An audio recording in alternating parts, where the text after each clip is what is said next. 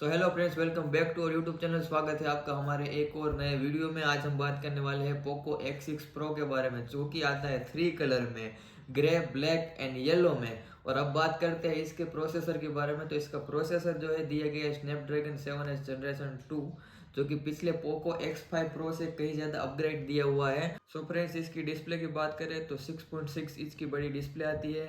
120 hertz की AMOLED जो display इसकी आपको इसमें मिल जाएगी। सो फ्रेंड्स, अब बात करते हैं इसके स्टोरेज की। तो इसमें आपको दो वेरिएंट मिलते हैं, एक 256 GB वाला मिलता है, एक 512 GB वाला मिलता है।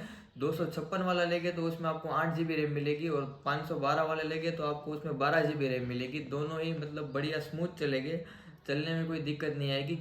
सो फ्रेंड्स, अब बात करते हैं इसके कैमरे की। तो इसमें आपको 64 मेगापिक्सल का रियल कैमरा मिल जाएगा।